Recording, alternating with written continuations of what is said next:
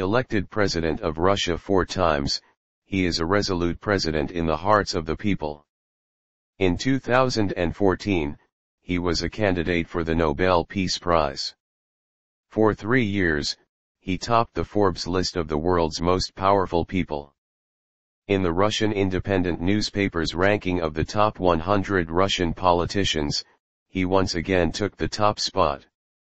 In this issue, let's delve into the character of this distinctive Russian president, Vladimir Putin the Great.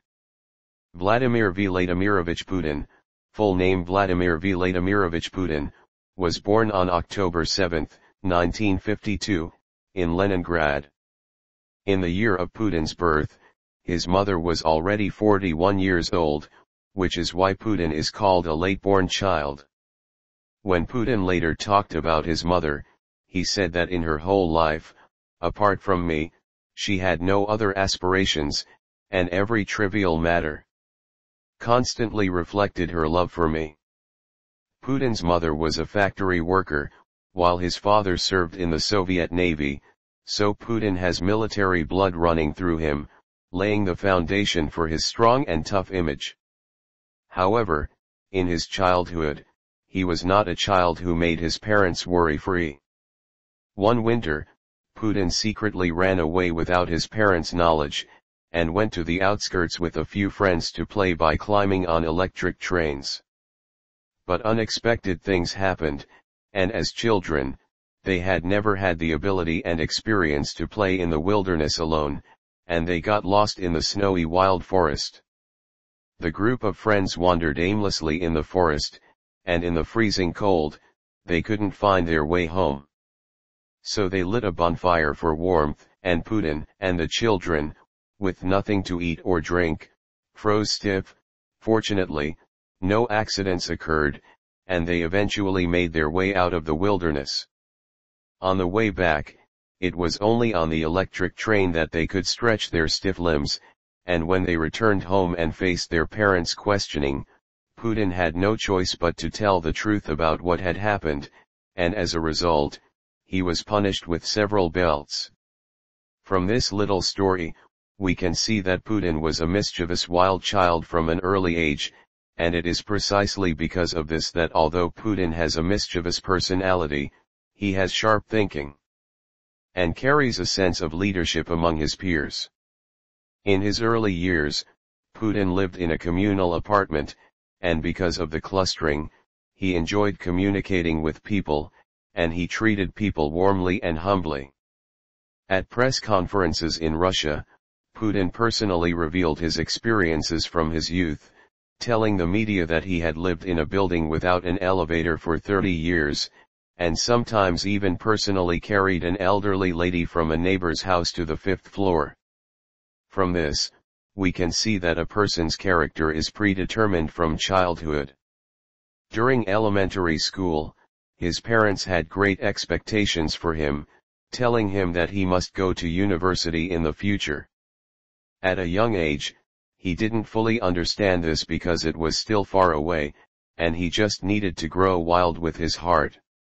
At the age of 10, Putin began studying judo, and when his coach learned that Putin wanted to go to college, he expressed his opinion on this matter, because at the time, there was a rule in Russia that adult males had to serve in the military, and the coach suggested that Putin apply for a vocational school instead.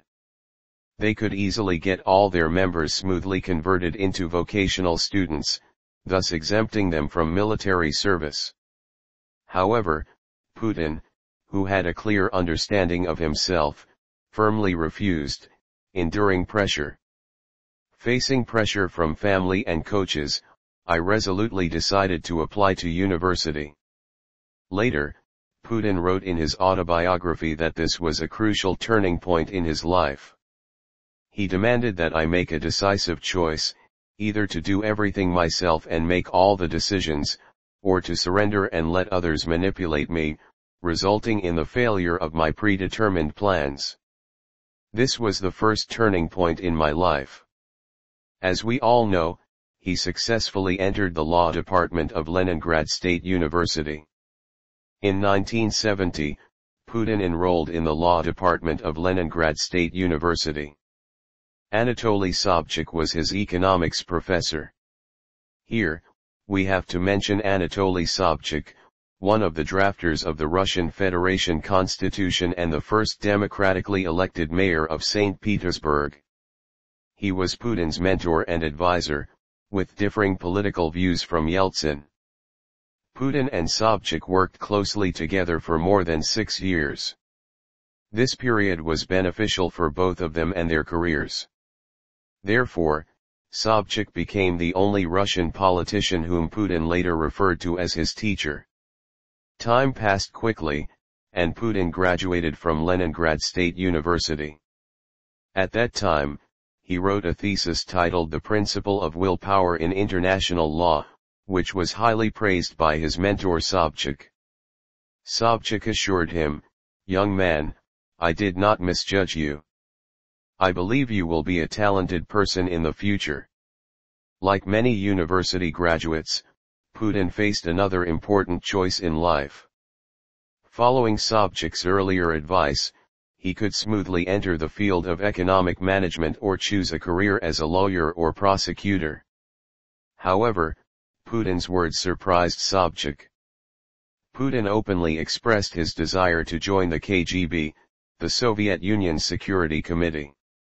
The KGB, or the Committee for State Security, was responsible for intelligence and espionage. At that time, the KGB was not in a favorable position nationwide. The organization had privileges and the authority to make its own judgments regarding suspects. Putin believed that it was the place where a man could make a career precisely because of these privileges. With his fervor and regardless of his mentor's opposition and public opinion, Putin joined the KGB. Joining the KGB was not smooth sailing for Putin. It was actually a well-planned decision. Even choosing to study law in St. Petersburg was the first step in this grand scheme. In the 9th grade, Putin independently visited the KGB reception room and volunteered to work there. The reception officer couldn't figure out where this young lad came from and rejected him. The officer informed him that there were certain conditions for working at the KGB and that they never accepted self-recommended individuals. They only accepted those who had served in the military or were university graduates. The response was very cold. Putin recalled that he was serious and solemn at that time. He told the officer that only veterans and university graduates were eligible to apply. Obviously, they believed that a student still in school was not suitable for working in the KGB. But did Putin give up? If he had given up, he wouldn't be Putin. Eagerly, he asked the receptionist about which special conditions a student needed to be admitted in advance. The reception officer looked at him in surprise and told Putin that law students had privileges. Putin successfully joined the KGB. In the following years, Putin worked in the KGB for over a decade. He found a way to move Sobchak, his mentor, into politics, and Sobchak abandoned teaching to enter the political arena. In 1989, Sobchak became the first democratically elected mayor of St. Petersburg. Time passed quickly, and Putin had gained a lot during his years in the KGB. In response to Putin's request, his mentor Sobchak immediately agreed to become his assistant in the position of mayor. Despite warnings from colleagues within Sobchak's party that Putin was affiliated with the KGB and might have ulterior motives, Sobchak dismissed their concerns. He believed in Putin's loyalty and admired his ability to get things done. Sobchak, not being an economist himself and disliking economic activities, delegated most of the city's daily management work to his deputy mayor, Yakovlev, and Putin, who benefited greatly from this arrangement. During a period of turmoil, on December 25, 1991, Yeltsin was elected as the president of Russia. Surprisingly, Sobchak and the current President Yeltsin were arch-rivals in the political arena. Since the dissolution of the Soviet Union in 1991, the two major parties had been in fierce competition, creating a situation where there could only be one leader. After Sobchak lost the election, he faced dissatisfaction from many individuals in both Moscow and St. Petersburg. These dissatisfied individuals joined a struggle aimed at eliminating Sobchak from politics. They sent him 12 summonses according to a plan devised within the prosecutor's office. The plan involved summoning Sobchak as a witness and then presenting him with a prepared indictment, leading to his arrest and imprisonment in the notorious Kresty prison in St. Petersburg. When Putin learned that the Supreme Court was about to make the final judgment on Sobchak's case, he secretly approached Sobchak to discuss a strategy. Sobchak found himself at a loss, seeing his mentor trapped in a prison cell. However, Putin came up with a plan: he would smuggle Sobchak out of the country. Quickly, Putin contacted the then CEO of LOT Polish Airlines, Renaud, and explained his intentions. It's worth mentioning that in 1985, when Putin was working at the KGB, Renaud's daughter had been kidnapped by the Italian mafia. Fortunately, Putin and the KGB intervened, successfully rescuing her. This event played a crucial role in Renaud's decision to assist Putin this time. On the evening of September 24, 1997, Putin successfully orchestrated the rescue of Sobchak under tight surveillance and had him sent on a flight to France. In August 1999, a notorious warlord and terrorist leader named Basayev, along with other armed rebels, planned a series of terrorist attacks. Multiple bombings occurred in cities such as Moscow and Binaksk, leaving the Russian population in a state of constant fear. On September 24, 1999, Putin, who had just taken office as the Prime Minister of Russia, made a significant anti-terrorism declaration during his visit to Dagestan. He stated, "We will pursue terrorists everywhere. It is up to God to forgive them, our task is to send them to see God." This statement quickly sparked intense reactions. Later, Putin expressed some regret, admitting that he was feeling down and in a bad mood when he made those remarks. He said, "A friend asked me why I was so sad, and I blurted out some inappropriate words. I was a bit unhappy. I shouldn't have stooped to such a level of making careless statements."